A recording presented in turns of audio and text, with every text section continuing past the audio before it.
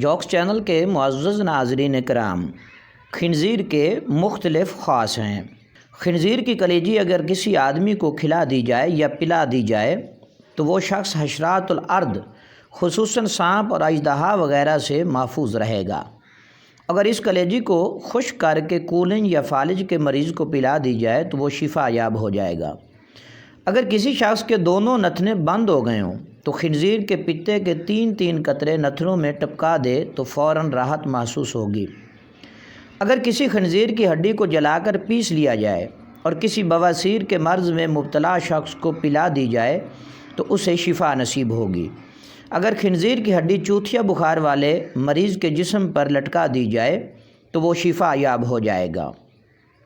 اگر ہڈی کی راکھ کو کسی کے نسور میں بھر دیا جائے تو نسور فوراً ٹھیک ہو جائے گا۔ یوحنا کہتے ہیں کہ قدیم حکماء کا قول ہے کہ ہڈی کو کپڑے میں لپیٹ کر لٹکانا چاہیے۔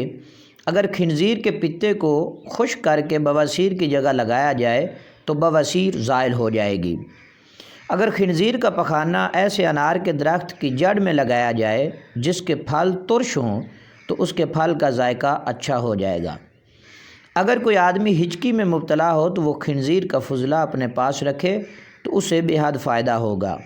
اگر اس کے فضلہ کو 1 مسکال کے برابر نوش کر لیا جائے تو مثانے کی پتھری ریزہ ریزہ ہو جائے گی، اور اگر 1 مسکال شہد کے ساتھ پی لیا جائے تو یہ پیچش، درد صدا اور آنتوں کے مروڑ کے لیے بے حد مفید ہے۔ خاص کر اس بات کو آپ ذہن نشین رکھیں کہ جو بھی مسلمان ہے، مسلمانوں کے لیے اس کا کھانا، اس کا پینا قطعی حرام ہے۔ اللہ تبارک و تعالیٰ نے اس کو حرام قرار دیا ہے۔ انما حرم علیکم المیتۃ والدم ولحم الخنزیر۔ اللہ تبارک و تعالیٰ نے خنزیر کے گوشت کو حرام قرار دیا ہے۔